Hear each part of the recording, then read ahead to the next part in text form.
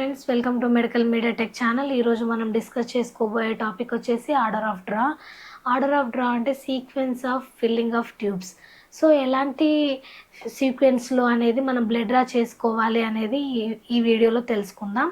So హాస్పిటల్లో చాలామంది blood draw చేస్తారు. Nursing officers, OT technicians, phlebotomist and laboratory technicians వీళ్ళందరూ బ్లడ్ డ్రా చేస్తూ ఉంటారు. కాబట్టి వాళ్ళకు ఎన్ని ట్యూబ్స్ ఉన్నా కూడా ఏది ఫస్ట్ డ్రా చేయాలి, ఏది సెకండ్ డ్రా చేయాలి అనేది సీక్వెన్స్లో మనకు తెలియాలి. ఇది చాలా ఇంపార్టెంట్ అయిన విషయం. ఇప్పుడు తెలుసుకుందాం. సో ఫస్ట్ మనం కలెక్ట్ చేయాల్సిన బాటిల్ వచ్చేసి బ్లడ్ కల్చర్ బాటిల్.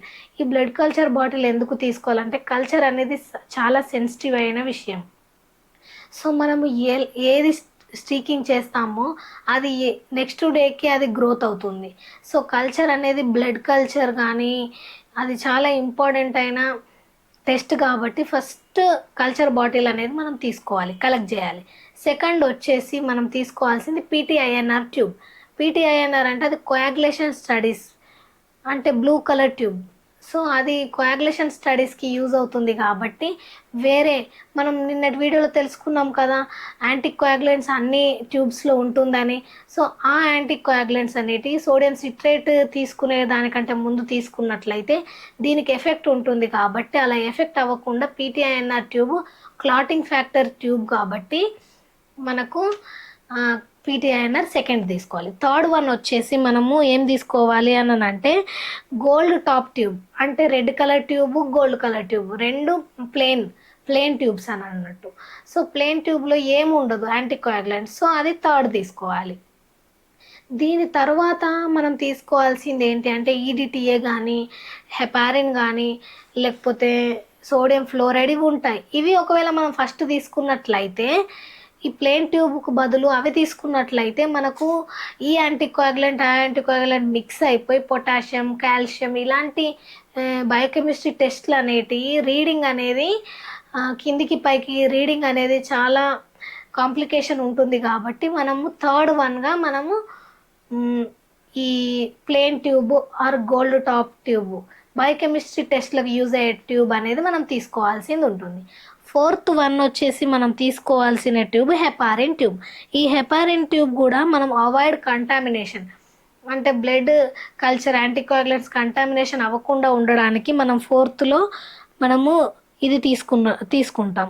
సో దీంట్లో మనకు వచ్చేసి లావెండర్ ట్యూబ్, దీని వెనకాల లావెండర్ ట్యూబు అండ్ ఇప్పుడు ఫ్లోరైడ్, ఆక్సలేట్ సిట్రేట్ ఈ ట్యూబ్ తీసుకున్నట్లయితే దీనికి కాల్షియం, మెగ్నీషియం, పొటాషియం, ఫ్లోరైడ్ అనే వాల్యూస్ అనేటివి మనకు చేంజెస్ వస్తాయి. సో అందువల్ల మనము ఫోర్త్ ట్యూబ్ని మనము హెపారిన్ ట్యూబ్ అనేది తీసుకుంటాం. సో ఫిఫ్త్ ట్యూబ్ వచ్చేసి లావెండర్ ట్యూబ్. ఈ లావెండర్ ట్యూబ్ అంటే ఈడిటిఏ ట్యూబ్. ఈడిటిఏలో మనం కంప్లీట్ బ్లడ్ పిక్చర్ చేస్తాం కదా, ఇది ఫిఫ్త్ ట్యూబ్ వచ్చేసి ఇది తీసుకుంటాం. అవాయిడ్ కంటామినేషన్, నెక్స్ట్ ట్యూబ్స్లో వచ్చే కంటామినేషన్ దీంట్లో అవ్వకుండా మనము ఫిఫ్త్ ట్యూబ్ ఇది తీసుకుంటాం. సో గ్రే ట్యూబ్ ఒకవేళ లావెండర్ ట్యూబ్ కంటే ఫస్ట్ తీసుకున్నట్లయితే డబ్ల్యూబీసీ కౌంట్ అనేది డిఫరెన్స్ వచ్చే చాయిసెస్ ఉన్నాయి. కాబట్టి మనము పర్పుల్ కలర్ది, లావెండర్ కలర్ది దాంట్లో కంప్లీట్ బ్లడ్ పిక్చర్ చేస్తాం కాబట్టి అది మనం ఫిఫ్త్ ట్యూబ్గా తీసుకుంటాం. సిక్స్త్ ట్యూబ్ వచ్చేసి మనము షుగర్ టెస్ట్ చేస్తాం కదా, ఫ్లోరైడ్ ట్యూబ్, సోడియం ఫ్లోరైడ్ అది తీసుకుంటాం. సో ఇది కూడా ఏంటంటే అవాయిడ్ కంటామినేషన్ అవ్వకుండా ఇది అనేది మనకు యూజ్ అవుతుంది. సో ఇంకొకటి ఏంటంటే బ్లాక్ కలర్ ట్యూబ్ తర్వాత తీసుకుంటాం seventh.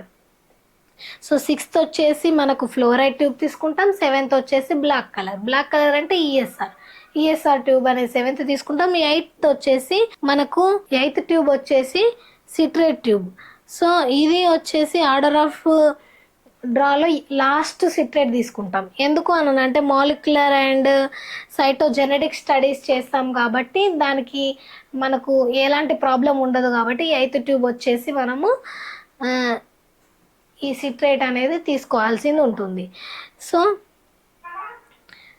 Dextrose and bright yellow top tube అనేది మనం లాస్ట్లో తీసుకోవాలి. Cytogenetic and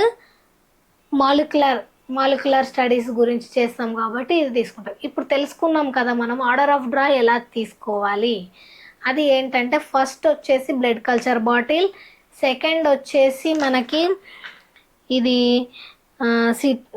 blue colour PT INR tube, third వచ్చేసి gold and red colour plain tube, fourth వచ్చేసి హెపారిన్ ట్యూబ్, ఫిఫ్త్ వచ్చేసి మనకి ఈడిటిఏ ట్యూబ్, సిక్స్త్ వచ్చేసి ఫ్లోరైడ్ ట్యూబ్ షుగర్ టెస్ట్ కోసం, తర్వాత సెవెంత్ వచ్చేసి dextrose tube black colour tube ఈఎస్ఆర్కి యూజ్ చేస్తాం, ఎయిత్ వచ్చేసి జెనెటిక్ టెస్ట్ల గురించి తెలుసుకునే టెస్ట్. ఈ ట్యూబ్ వచ్చేసి ఎల్లో టాప్ ట్యూబ్ ఉంటుంది, బ్రైట్ ఎల్లో టాప్ ట్యూబ్ ఉంటుంది, అది ఎయిత్గా మనం కలెక్ట్ చేయాల్సింది ఉంటుంది. సో తెలుసుకున్నారు కదా ఆర్డర్ ఆఫ్ డ్రా గురించి.